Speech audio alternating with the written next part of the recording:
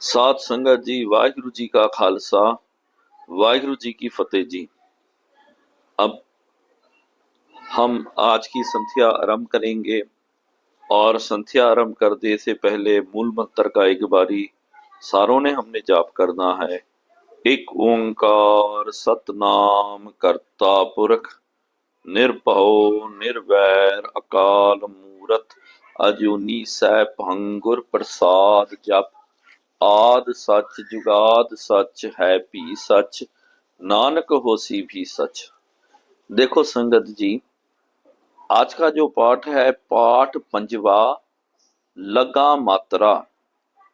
जो लग मात्रा जो है ये इस पाठ में उस लगा मात्राओं का जिक्र आएगा। याद रखो कि ये तो दो मेन बेसिक है। एक तो अक्षर, अक्षरों का बोध, अक्षरों का ज्ञान, जो 35 अक्षर जो है 35 अक्षर जिसे हम कहते हैं। उसके बाद के ये है, इसे मुहारनी बोलते, जिसे हिंदी में 12 खड़ी जो बोलते ना हम, मात्राएं। ऐसी इसे लग मात्रा कहते हैं पंजाबी में, गुरमुखी में। और याद रखो, जो भी हम आगे पढ़ेंगे एक तो अक्षर आएंगे, उसके साथ मात्राएं आएंगी। अगर हमें अक्षरों का अच्छा बोध होगा, कोई दिक्कत नहीं आएगी, पता लग जाएगा कि हाँ भाई ये कौन सा अक्षर है, इसका क्या उच्चारण है, इसकी ध्वनि क्या है। और उसके बाद मात्रा, वो अक्षर के साथ जो मात्रा लगे वाली है, मात्रा का जब हमें अच्छा ज्ञान हो गया कि ये मात्रा है, ये मात्रा की ये आवाज है, तब हम वो मात्रा उस अक्षर के साथ लगा करके उस ध्वनि में, उस आवाज में उसका हम उच्चारण कर सकते। ठीक है। इसके लिए ये जो दो पाठ 35 अक्षर और लगा मात्रा, ये एकदम बेसिक है, बेसिक।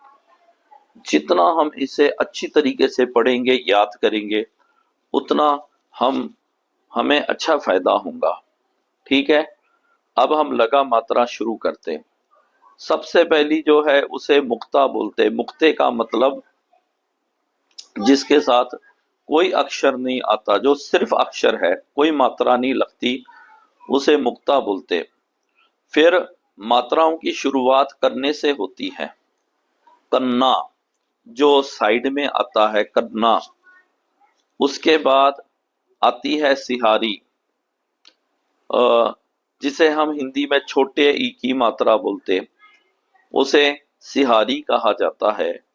और उसके बाद आती है बिहारी, जो बड़ी ई की मात्रा है।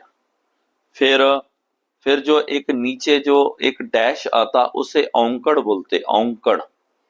ठीक है, औंकड़। उसके बाद दो जब लाइन आते नीचे थे, उसे कहते हैं दुलैंकड़, दुलैंकड़। ऊपर जब एक विलेंटी रहती, लाइन रहती, उसे लावा बोलते, लावा। और जब वो दो लावा, दो जब लावा लग जाते, उसे हम बोलते दुलावा, दुलावा। ठीक है, दो विलेंटियां। उसके बाद आ गया होड़ा, होड़ा। होड़े के बाद है कनौड़ा, उसे कनौड़ा बोलते, कनौड़ा। ठीक है। उसके बाद आता है टिप्पी। याद रखो, ये टिप्पी जो है थोड़ी बड़ी रहती, ऐसी गोलनुमा रहती, टिप्पी, इसे टिप्पी बोलते। फिर उसके बाद आती है बिंदी, जो सिर्फ डॉट रहती, एक ठिबक मात्र। जैसा कि कोई पेन लेकर के कागज के ऊपर आप उसे स्पर्श करके पीछे ले लो, एक जो जो जितना डॉट पड़ता, उसे बिंदी बोलते, बिंदी। ठीक है। उसके बाद आता है अद्धक। ये अद्धक जो है आधा चांद जैसा, आधा चांद की आकृति में रहता है। ठीक है। कन्ना, सिहारी, बिहारी, औंकड़, दुलैंकड़, लावा, दुलावा, होड़ा, कनौड़ा, टिप्पी, बिंदी, अद्धक। ठीक है। अब ये जो मात्राएं हैं, ये मात्राओं का नाम मैंने आपको बताया। अब इसकी ध्वनि जो है, हम इस ध्वनि के ऊपर हम ध्यान देंगे। जैसा कि कोई अक्षर जब खाली है, मुक्त, उसे हम बोलते हैं मुक्त। कोई हर मात्रा से जो मुक्त रहता, सिर्फ जो अक्षर है, जो कोई अक्षर है, उसे मुक्ता बोलते हैं। कन्ने से मात्राओं की शुरुआत होती है। कन्ना, कन्ने दी आवाज आ, याद रखो, मुक्ते दी आवाज अ, कन्ने दी आवाज आ। एक लघु, मुक्ता लघु मात्रा, अगर वही मुक्ते को अगर कन्ना लग गया तो दीर्घ मात्रा बन जाती है, वो उसे हम बोलते आ। ठीक है। उसके बाद सामने से जो सिहारी जो आती है, इसे सिहारी बोलते। सिहारी की आवाज ई, सिहारी की आवाज ई। और याद रखो, गुरुमुखी में सिहारी के दो आवाजें हैं, ई और ए। जब आगे आप गुरबानी पढ़ेंगे तब आपको पता लगेगा कि कई बारी ई की आवाज में सिहारी का उच्चारण होता और कई बारी ए की आवाज में उच्चारण होता। सो सिहारी की आवाज ई, जहां सिहारी की आवाज ए। फिर बिहारी है, उसे बिहारी बोलते। बिहारी की आवाज ई, दीर्घ मात्रा ई। फिर औंकड़ की आवाज ऊ, औंकड़ की आवाज ऊ। ठीक है। और औंकड़ की दूसरी आवाज रहती है ओ। औंकड़ और सिहारी के दो दो आवाज है। औंकड़ की आवाज पहले तो ऊ है और दूसरी आवाज ओ। दुलैंकड़ की आवाज ऊ, दुलैंकड़ की आवाज ऊ। यहां तक एक लघु मात्रा, एक दीर्घ मात्रा, अ, आ, इ, ई। औंकड़ उ, दुलैंकड़ ऊ। और इसके बाद की सारी मात्राएं जो है उसे दीर्घ मात्रा कहते हैं। लावे की आवाज ए, लावे की आवाज ए। दुलावे की आवाज ए, दुलावे की आवाज ए। होड़े की आवाज ओ, होड़े की आवाज ओ। कनौड़े की आवाज आओ, कनौड़े की आवाज आओ। टिप्पी की आवाज अंग, अंग बोलना, अंग। और याद रखो, टिप्पी की आवाज एक तो कस के होती है और नाक से इसका उच्चारण करना है। नासकी उच्चारण और कस के। टिप्पी की आवाज अंग, टिप्पी की आवाज अंग। बिंदी करना, और ये बिंदी जो है, याद रखो कि कभी भी खाली नहीं आएंगी, कोई ना कोई मात्रा के साथ बिंदी लगती है। ये खाली मात्रा, खाली किस कोई भी अक्षर के साथ लगेंगी, इसका उच्चारण ही नहीं होता। खाली अक्षर के साथ टिप्पी लगेंगी, मात्रा के साथ बिंदी लगती, और बिंदी का उच्चारण नाक में करना, नासकी करना, आ। समझ लो, कन्ना बिंदी, कन्ने के साथ बिंदी लग गई, उसका उच्चारण होता है आ, नाक में से।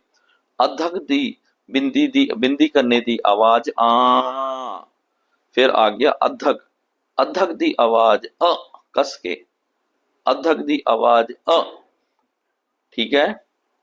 अब फिर से हम पढ़ेंगे, मुक्ते दी आवाज अ, मुक्ते दी आवाज अ। कन्ने दी आवाज आ, कन्ने दी आवाज आ। सिहारी दी आवाज ई, सिहारी दी आवाज ई। जहां सिहारी दी आवाज ए, सिहारी दी आवाज ए। बिहारी की आवाज ई, बिहारी दी आवाज ई। औंकड़ की आवाज ऊ, औंकड़ की आवाज ऊ। या औंकड़ की आवाज ओ, औंकड़ की आवाज ओ। दुलैंकड़ की आवाज ऊ, दुलैंकड़ की आवाज ऊ। लावे की आवाज ए, लावे की आवाज ए। दुलावे की आवाज ए, दीर्घ मात्रा सारे यहां से। दुलावे की आवाज ए। होड़े की आवाज ओ, होड़े की आवाज ओ। कनौड़े की आवाज आओ, कनौड़े की आवाज आओ। टिप्पी की आवाज अंग, टिप्पी की आवाज अंग। बिंदी करने की आवाज आ, बिंदी करने की आवाज आ। अद्धक की आवाज अ, अद्धक दी आवाज अ। ठीक है। अब इसको हम, ये तो, ये जो हम पढ़े, एक तो मात्राएं हैं और मात्राओं की धुनी है। अब हम सिर्फ धुनी के अनुसार पढ़ेंगे, ऐसा आपको बहुत अच्छी तरीके से समझ आएगा।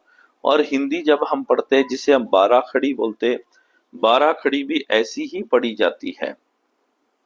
देखो, अ, आ, इ, ई, उ, ऊ, ए, आए, ओ, आओ, अंग, आ, अ।